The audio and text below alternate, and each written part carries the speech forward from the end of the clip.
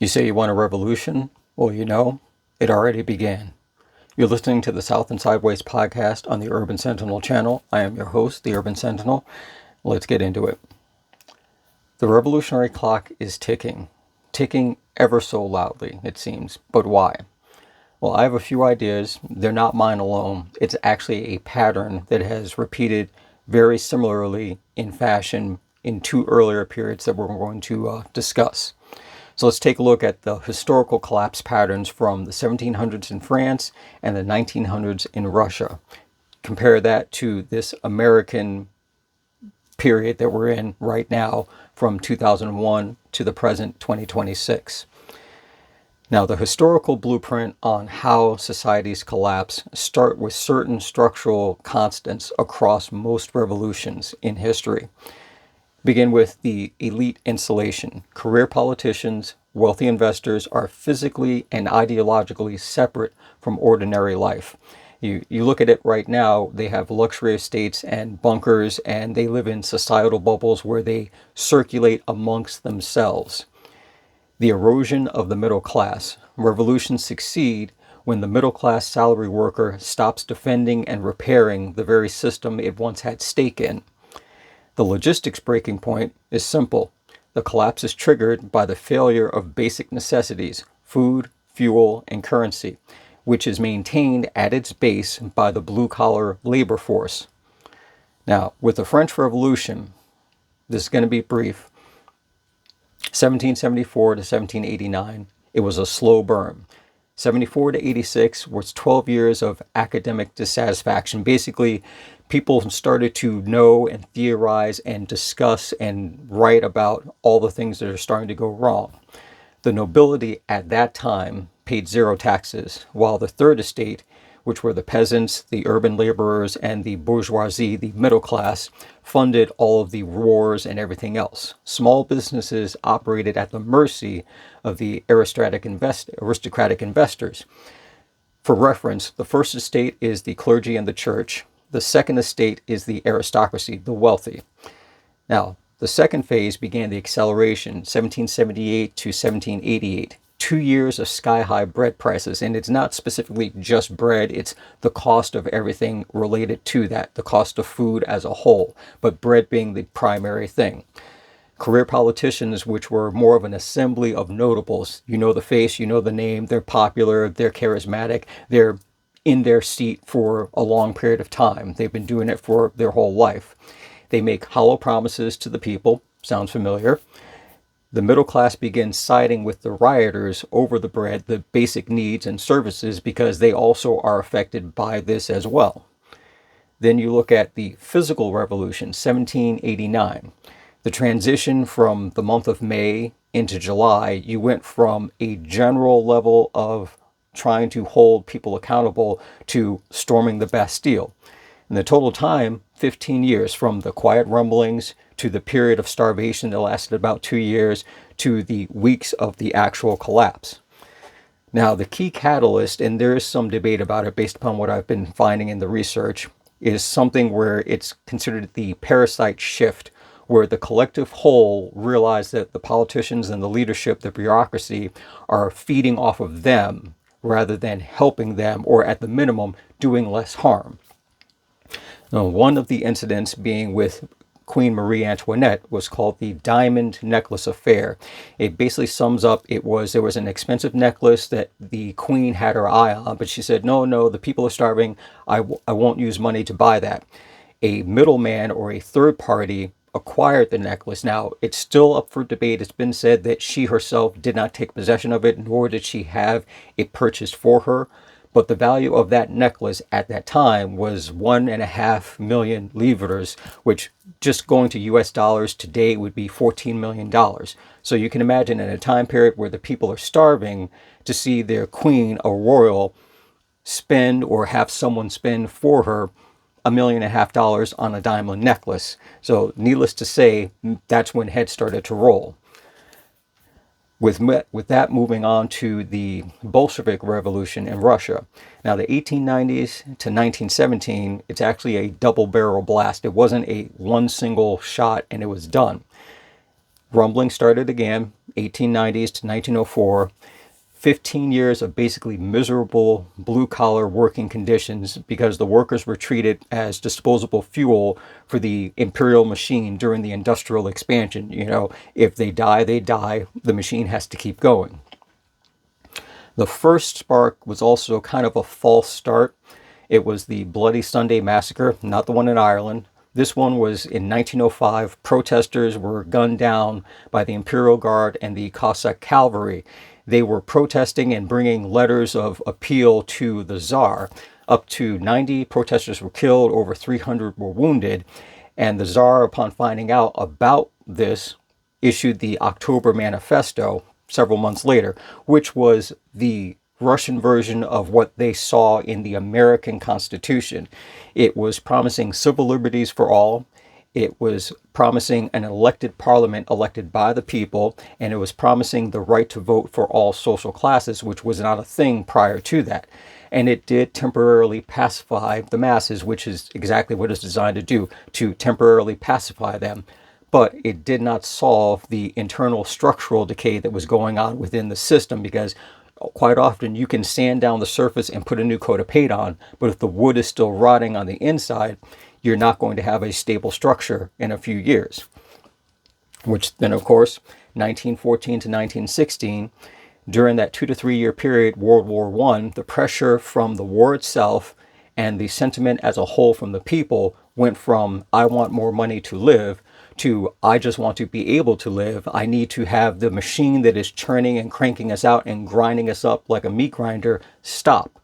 So now it went from they were appeased to they're starting to realize that no, this is still going on and we are still in the same conditions. The physical revolution, 1917, February bread marches led to the abdication of the Tsar. So the timeline period, total time, was 12 years from the first spark, and then all the way up through 3 years in the logistical collapse where the system started to fall apart. And it fell apart because the Imperial Guard's defection. Effectively, the soldiers, which were really just blue-collar laborers, realized they have more in common with the rioters than the politicians that they were paid to protect, which paid to protect is one of those key things. They weren't receiving financial compensation equal or greater than pretty much someone working in a factory. And that still stands today when you think about it. Soldiers, police, private security, they're only useful to the elite as a shield to protect them from us. But the reality is the elites will push them into that meat grinder one after the other as long as they can keep that buffer up, as long as they can keep that distance between them and us, the poors. That's where they're at. And that has something to do with the system as a whole, where it could be going right now. Now, here in America, we're going to look at it starting in 2001. That was the incubation phase going up to 2019. The early structural decay was really in 2001 to 2008. You started with, after 9/11, national security expansion, tighter financial regulations, because after all, terrorists were moving money. So you had to observe and be able to control and regulate where people's finances went and how that money was shifted around. Everything had to be called in. 2008, you had the bailouts, but who got bailed out? The wealthy investors, the CEOs, and the corporate magnates, while the actual workers in a lot of those factories got laid off, lost their jobs, lost their homes, lost everything because there was no one to bail them out. The CEO to worker ratio of dollar to dollar pay at that time, 350 to 1, which it's laughable because it's almost incomprehensible to think about 350 to 1 on a dollar ratio for what the CEO, who may have just walked into that job because he had a good profile on Indeed or on LinkedIn, and a worker that's been there for 10, 15, 20 years, where that pay scale differs. That, of course, led to the widening divergence in salaries in 2010 to 2019, effectively the billionaire kingmaker. And you don't really think about it, but if you go back to 2000, you think about the number of multimillionaires. You probably thought of a couple, boom, right off the top. You get to 2010, just 10 years later, there are dozens upon dozens of multimillionaires, but there are now billionaires. And then by the time you get up to that 2019 period, there are multi-billionaires, because no matter what, the middle class salary worker gets squeezed out. Rising cost of housing, rising cost of living, increased taxation on the money they make, stagnant wages and not going any higher. So you're basically making the same, working longer, working harder, getting more taken out in taxes, and finding it more expensive to buy the common things that you need to provide for yourself and your family. The socio-financial bubbles that were created around people, around groups, insulated the wealthy to enable them to obtain more wealth and then decrease the buying potential for everyone else underneath them, buying up all of the things at the top, leaving nothing down at the bottom. Now, for us, the first sparks that started, and they were also symbolic of the escalation that was going to follow, really was 2020, 2023, because a lot started to happen all at once. You had the Magnificent Mile looting, where they were looting out in Rodeo Drive, out in Beverly Hills. You had flash mobs showing up outside of a lot of these CEOs' homes that they own. Sometimes not the home they were living in, it was just a home that they own, with mock guillotines outside protesting, the fact that, it's the era of the eat the rich. And yes, a lot of it was performative. It was for show. It didn't actually accomplish anything other than show on TV that, yeah, we're mad as hell about this and we're not going to take it anymore. But it didn't go much farther beyond that, and that was in 2020. 2021, it leveled up to the next level. Property destruction. You started to see more vandalism, more strikes against corporates, locations, their headquarters, things that symbolized what that status and what that wealth was. 2022, that vandalism shifted a little bit and moved towards the personal items of the wealthy, hitting their private jets, their luxury cars, their yachts, their second, third, fourth home or apartment someplace that people could get to. Groups started targeting the very tools that the elite use as their status symbols to show that, hey, I've got lots of money. Look at me and my 3 Bugattis and all that kind of stuff. They started trying to do that, figuring we're going to put the pinch on you, we're going to put the hurt on you, and bring you down a couple of notches. 2023, more internal class warfare begins to build up and build up and build up. You have conflicts erupting at events that were effectively not even seen as an everyman thing. It just was what it was, but it began to get overrun by wealthy individuals that are just trending clout seekers, that they're doing it just for doing it. Big budget tourists that come in, buy up entire sections of stadiums, increasing the cost of tickets, limiting the availability of seats, going to different events. Burning Man is an example. I've never been. It looks like a fun level of controlled chaos that I would love to observe, but it also just seems like a bunch of people rolling around in the dirt, having fun, and that's it. Wealthy individuals started making glam camps, coming in $300,000 trailers and having their own little enclaves within Burning Man, taking up the space for people realistically who are just there to be in the moment of the event, not there to be showcased as, oh, look what the poors are doing, follow me on my social media platform and all that kind of stuff. And that brought the levels of aggravation and agitation up higher. Now, in the acceleration phase, which we're really moved into now, started in 2024. You had political flashpoints. You had several of those New York City luxury gala events getting swarmed by protesters. And again, still hitting on the point, tax the rich, eat the rich. And it started to be seen as justified in the perception that the career politicians were only serving their investors, their big money constituents, and their big money business tycoons, which I'm not going to argue. That's 100% true. Can't change my mind on that. But more and more people are just tired of the same excuses from these politicians saying, I'm going to fight hard for you as I go on my book tour and make lots of extra money. Or we want to pass this legislation that would help you out, but you just reelected me and I'm going to kick that can further down the road until the next reelection cycle comes along. And a lot of that in combination of how politics affects policy and corporations then effectively manage that policy from their end, I think led to Luigi Mangione assassinating the United Healthcare CEO Brian Thompson back in December of 2024. That was that new step level up to bring us into 2025. At that point, 2025 was pretty much every other news story was levels of arson, levels of destruction on large scales against corporations, the rage by individuals within the system against the people above them starts to build up and become more visible, more of a massive shift in how things go. But you also have to think about this. A lot of it began targeting the individual wealthy people by name, looking to deplatform them, destabilize them, pull them down from their, pedestal that's on their high horse and bring them down into the mud, into the dirt with everybody else. So it became more of a focused area. They would pick and choose who they were going to target. Even as an unorganized mass, it still migrated around in the certain areas, being able to go after the people that it seemed to be the chosen targets.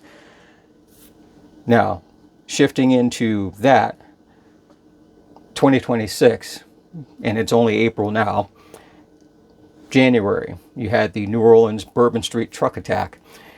The manifesto, one of the key things cited in there was displacement by the mansion class, effectively meaning that we the people are getting pushed out of everything by these wealthy people buying up literally land for mansions, buying blocks up in the streets that used to have neighborhood community businesses. They're now, condos or strip malls or chain stores or whatever it is, that the wealthy are taking what little things that there are left and using it for their own whimsical purposes, never for the benefit of others, which, not arguing effectively to be the devil's advocate, but if you have the money, you're going to do with it what you want because that's your money. But not to say that if you're going to be a dick about it, that people aren't going to then retaliate and look at getting back at you for your actions.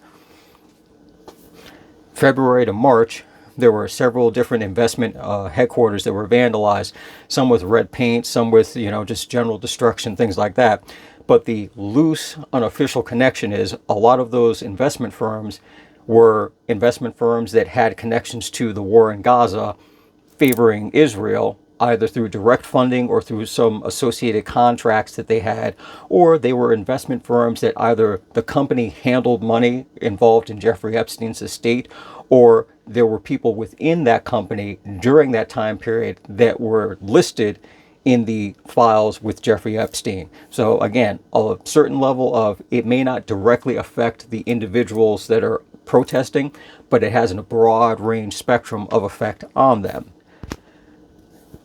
April 9th, just a couple weeks ago, the Kimberly-Clarke warehouse in Ontario, California, was set on fire. It's a 1.2 million square foot warehouse. This had effectively all of the Scott toilet paper tissue in the world.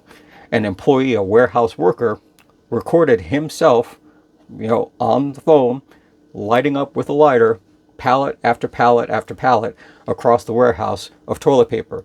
And the main phrase in one form or another was, pay us enough to live, pay us more to live, pay us the fucking money to live. You're not paying us to live. And each time, lighting up a pallet, at certain points on the video from his phone, you can see columns of fire and smoke coming up at different places in the warehouse. The entire warehouse was completely torched. There were 20 people. They were evacuated. No lives lost. He, of course, is being charged multiple counts of arson.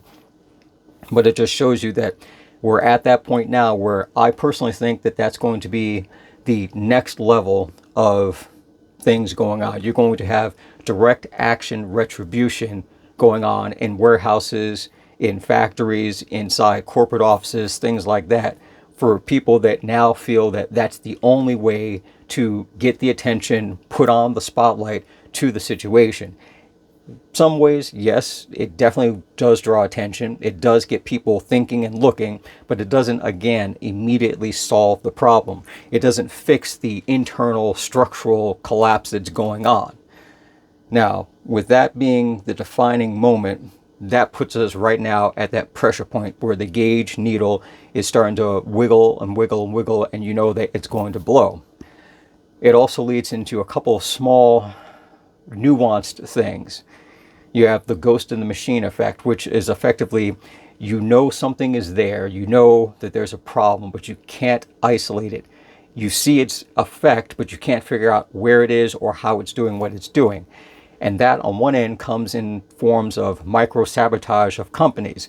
You can think about workers that have been quiet quitting for the last 5 years, where they show up, they do the exact job that they were hired to do, the exact way they're supposed to do it, not a minute more, not a single iota of effort given beyond that, and then they go home. You see it in work slowdowns, factories, businesses, whatever it is. Workers, again, perform the job they're supposed to perform, but nothing more. They don't put in for extra effort. They don't put in for extra overtime. They don't do anything to move things down the line a little bit farther, a little bit smoother, because why? It's not going to benefit them.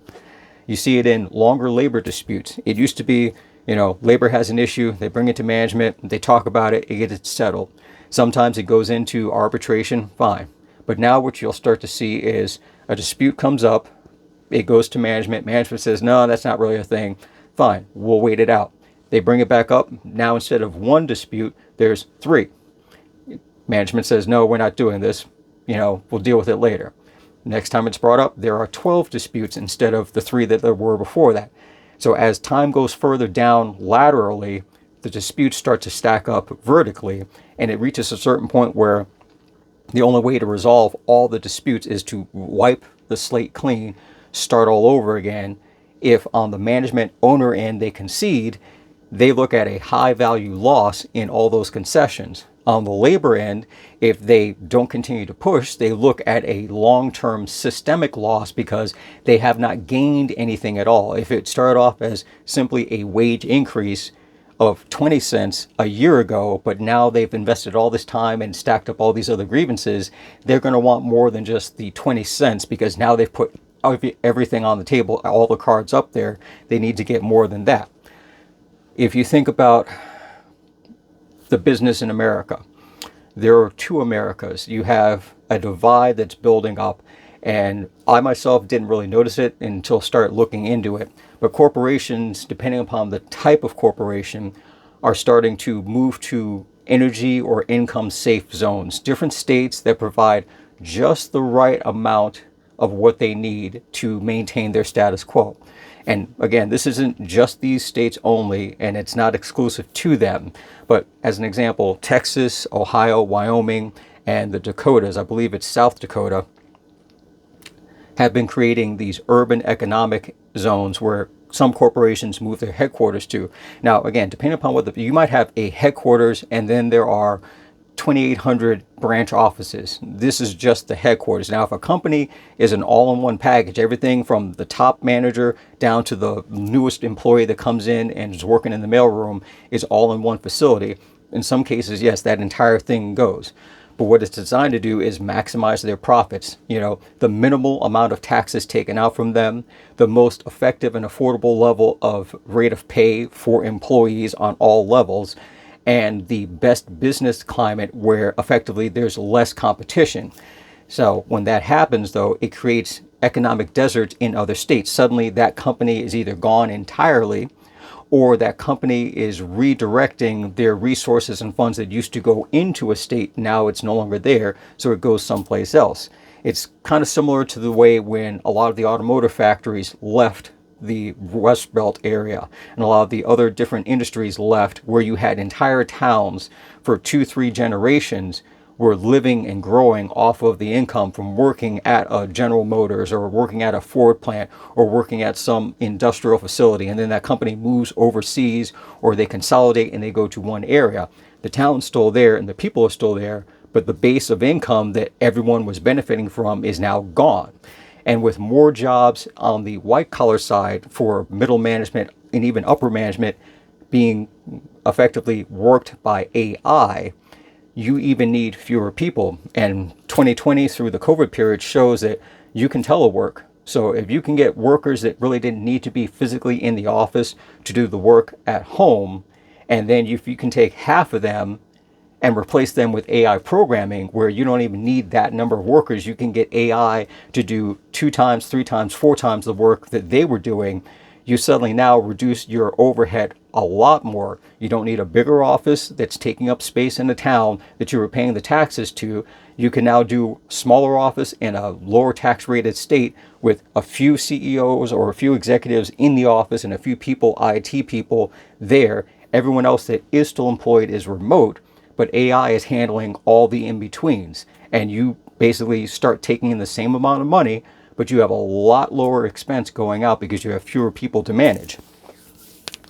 And that's sort of where it comes into what I call the death of the company man. And I saw this in an article a few weeks ago, and it got me thinking that, the company man used to be the ward cleaver. Get up, go to work at that job. You're working there. You start in the mailroom. 5 years later, you're an assistant in the department that you're in.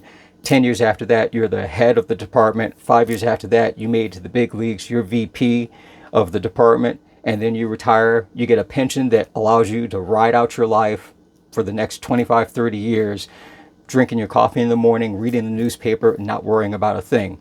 That, I feel, died out just going into the 2000s. People that were retiring in the very beginning of the 2000s, they were of that era. People that started retiring in 2010 going to 2020, some of them have gotten by, had to make some adjustments, but I've noticed older people that I know and people I see around, a lot of them are in their second job is now my first job, even though I retired from my original job. There's no break. They have money, they have a cushion, but the cushion isn't that comfortable. And they have to take up another job to maintain that because, ironically enough, we're also living longer. So people that, without a death wish, expected to not to live beyond 75, like their parents, like their grandparents, are now being healthy and living to 80, 85. That 10-year difference means that you need to have that extra 10 years of income to keep you going. But ironically enough, still as the older you get, the more things break down and the harder it is to maintain that lifestyle of being alive and being functional and mobile. And so you need more money to maintain that end also.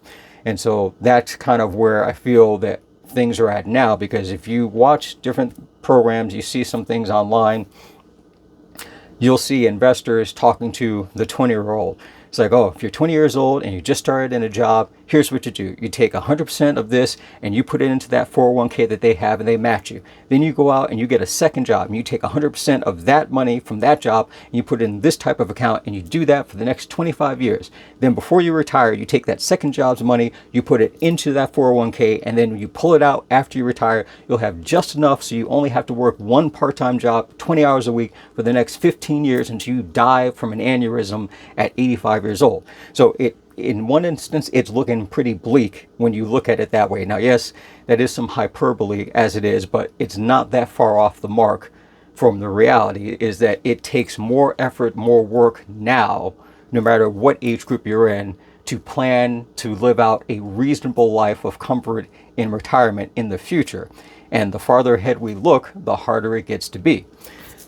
Which, that of course, then brings us into what I feel is the true focal point and contention: universal basic income, UBI. It's getting touted, it's getting shouted about, it's getting passed around, and there are a lot of people that understandably are saying, I want UBI, I want universal basic income, I want that guaranteed, here's your check, here's your money, there you go. And I get the appeal, absolutely. I would love to have a guaranteed, oh, you're going to get $1,500 a month. I mean, personally, me, do you know how much ammo I could buy $1,500 a month? Ooh, but I digress. With UBI, it's the digital bread and circuses. It's a distraction. It's a pacifier. And again, we saw how that went with the Bolshevik Revolution.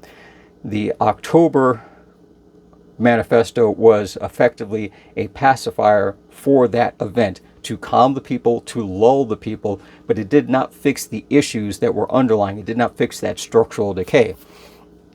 And the reason why I say is, if you look at it this way, the risk, number one, is UBI is not funded by taxing the rich. It's not coming out the pockets of the 1%, the 5%, the 10%, hell, even the top 20%. It's coming by the feds printing more money. And we understand what happens when you print more money. You change the rate of inflation, you devalue that money, things continue to still get more expensive. The way UBI will cover and conceal that, though, is through CBDC, central bank digital currency, because you will not get cash in hand. You will not get a check that you can take to Western Union or to your local bank and get cash back from them. It will be a digital currency only, which means one, all banks, all investment banks, all regular local banks, all credit unions will they will have to get, if they want to maintain FDIC solvency, they will have to get on that blockchain. They will have to be a part of it, which means all of their records, all of their fundings, all of their accounts become part of the blockchain, and they are controlled and monitored by the central bank.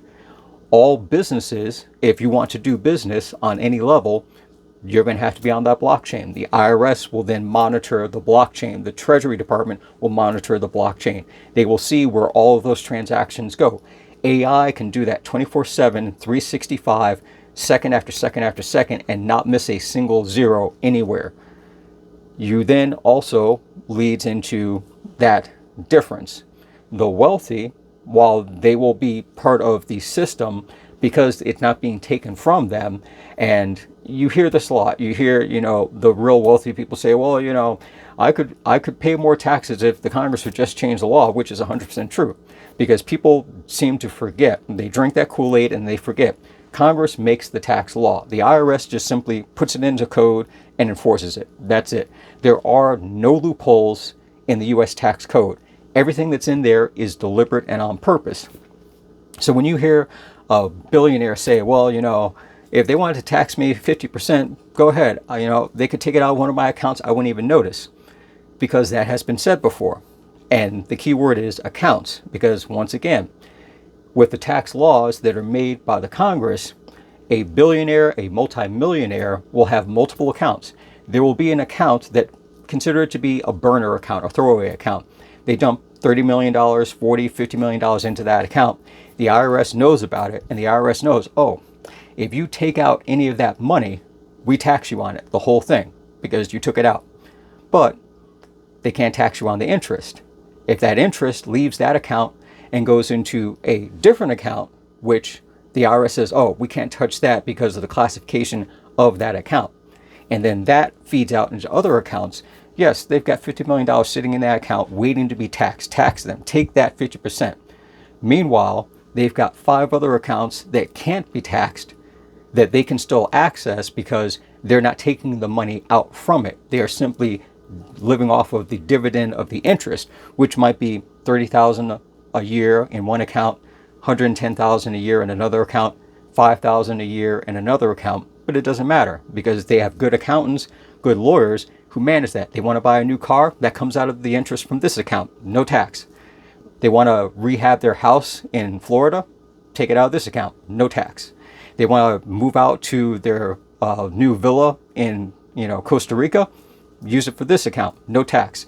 So yes, there are plenty of wealthy people that say, I would be glad to pay 20%, 30%, 40%. And you go, we like them. We're not going to hang them when the time comes.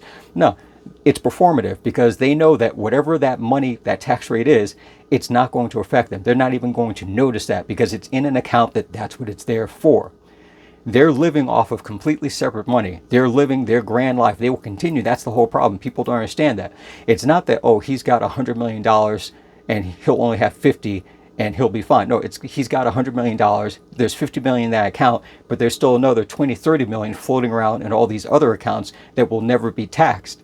That's what they live off of. That's what they don't even care about, because you can take everything you want from that. They will still have more money, and they will continue to live that way. But with the universal basic income, through the CBD system, your money, you as the poors, all of us, everything's going to be monitored. And if you decide that you want to start posting up on your social media platforms about, I don't like this, politician, this senator lied about this, or this company's doing that, suddenly you can't pay your rent. Suddenly there's a problem with your paycheck. It's not going in. Suddenly you can't travel on a plane. All these little things that no one thinks about are connected to that, because all of the other systems are on that blockchain. So no bank, no airline, no restaurant is going to risk their financial liability by effectively letting your QR code show up on their site. So transactions get cut off, they get restricted, you get allotment times, you get rationed. That's an easy way to control a lot of things. If a person shows up at a grocery store and they've got a whole bunch of items and you want to control what they buy, suddenly when they're ringing up, even self-checkout, some items won't go through. Deep, not going to go through. They can't buy it. They physically will not be able to buy it. So now they're limited in what they can get, either in amount or by item. If you want to travel someplace, you want to make a reservation. Oh, I'm sorry, we can't hold that reservation for you. Why not? It's like, you showed up on a list, we can't hold the reservation. That's all I can tell you. It sounds far-fetched until you look over at China as an example. They're using a social credit system that does exactly that.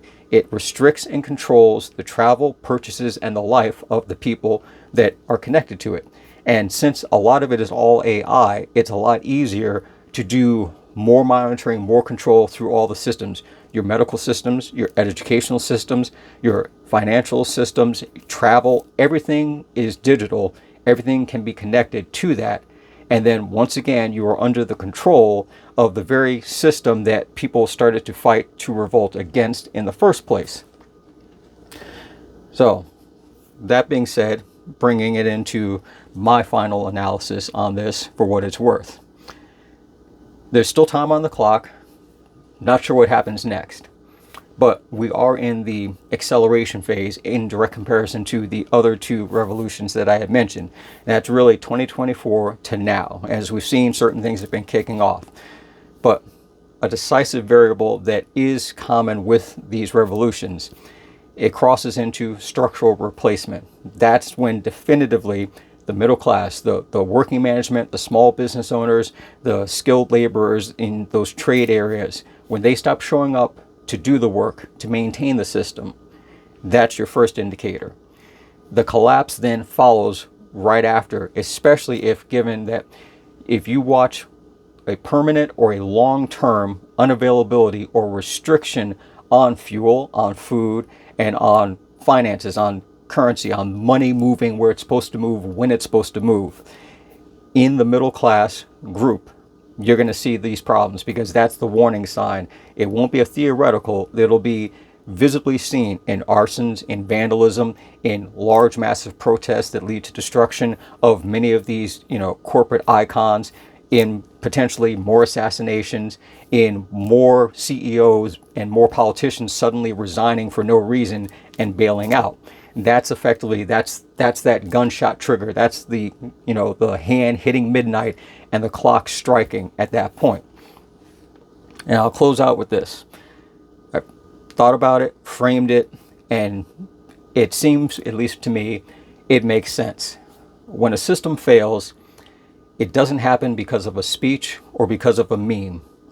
It happens because the person who knows the value of the items in the warehouse decides it's worth more as an ash pile than as a place of employment. The moment that security guard realizes he's working double shifts to barely feed his family while he's protecting guests at a $1,000 a plate banquet. The system fails when the student realizes that they've been manipulated by the academic institutions they attend, simply are nothing more than equity quotas and institutional tax incentives, and that they are actually being corralled like sheep by the corporations to be the next generation of corporate servants.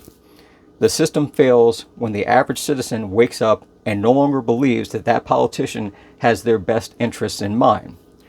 Once the system fails, the clock strikes midnight, and the beast, it's of a different nature, emerges. And it will be both terrifying and beautiful at the same time. That's all I got for you to now. I'll catch you in the next one.